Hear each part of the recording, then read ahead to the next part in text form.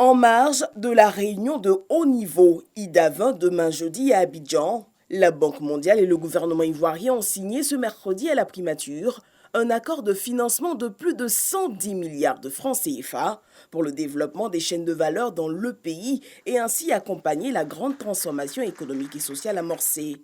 Le gouvernement a obtenu un prêt de 200 millions de dollars américains auprès de la Banque mondiale pour le financement de projets des chaînes de valeur compétitives pour l'emploi et la transformation économique. Ce projet soutiendra le thème spécial de l'IDA 19, emploi et transformation économique, notamment en augmentant la productivité par la diversification, en attirant des investisseurs privés nationaux comme internationaux, en stimulant l'intégration internationale à travers des chaînes de valeur compétitives, en facilitant le commerce et en favorisant également la mise à niveau technologique ainsi qu'un meilleur accès des entreprises ivoiriennes au financement. D'ailleurs, l'implication de la Caisse des dépôts et consignations de Côte d'Ivoire dans le projet vise également à assurer le financement à long terme, je dirais, de ce processus et de l'économie d'une façon générale.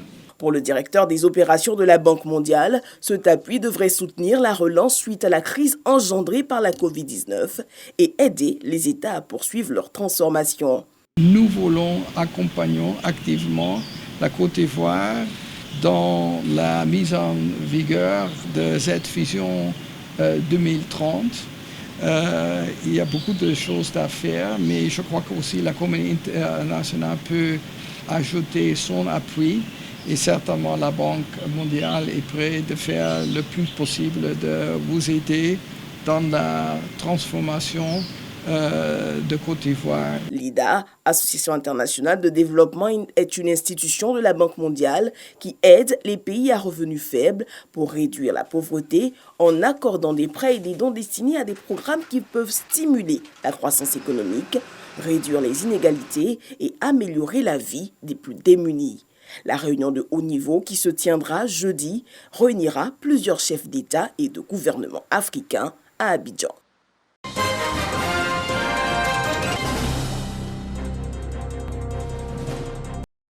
La Côte d'Ivoire va accueillir du 9 au 27 août prochain les assises de l'Union postale universelle UPU. Les préparatifs sont en cours.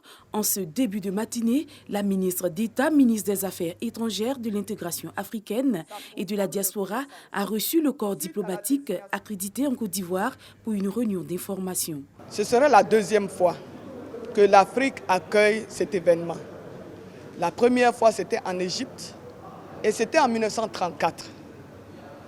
Et cette fois-ci, c'est la Côte d'Ivoire qui a été désignée pour abriter ce 27e congrès de l'UPU. C'est un grand honneur fait à l'Afrique, c'est un grand honneur fait à la Côte d'Ivoire. Et c'est la raison pour laquelle le slogan de ce congrès, c'est « L'Afrique vous invite, la Côte d'Ivoire vous accueille et Abidjan vous attend ». Donc nous avons convié les ambassadeurs afin de les inviter officiellement et leur demander aussi de tout mettre en œuvre pour que des délégations viennent de tous leurs États. Occasion pour la Côte d'Ivoire de marquer son engagement et sa détermination pour la bonne tenue de ses assises. Ce congrès sera en mode hybride, donc il sera en présentiel et aussi en vidéoconférence pour certains participants. Toutes les dispositions sont prises ou presque prises, puisqu'on a encore 4 semaines avant le début officiel de ce congrès. Donc il faut que la Côte d'Ivoire et l'Afrique se montent au niveau de cet événement. Le renouvellement des instances demeure le point saillant de cette rencontre. Une rencontre qui permettra également de définir la stratégie postale pour les 3 années à venir. Plusieurs délégations sont annoncées.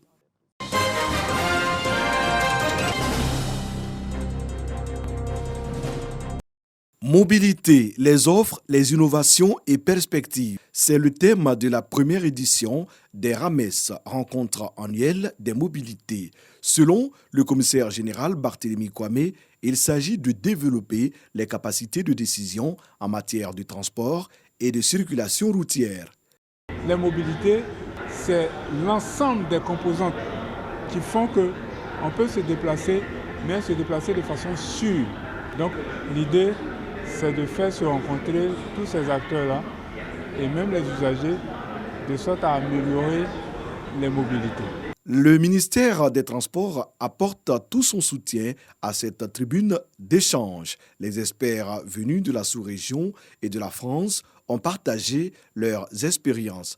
Entre autres thématiques abordées, la digitalisation des transports, le développement du réseau et la sécurité routière. Quand on parle de déplacement, il y a effectivement les questions de sécurité routière. Et donc, le ministère des Transports, qui est garant de la sécurité routière en Côte d'Ivoire, a donc, à travers sa vaste stratégie de sensibilisation, décidé d'occuper de l'espace en amenant les populations à comprendre effectivement le bien fondé de cette sensibilisation. La première édition des rencontres annuelles des mobilités est une initiative du magazine ActuRoute, une plateforme qui entend apporter des solutions à la problématique globale des mobilités urbaines en Afrique.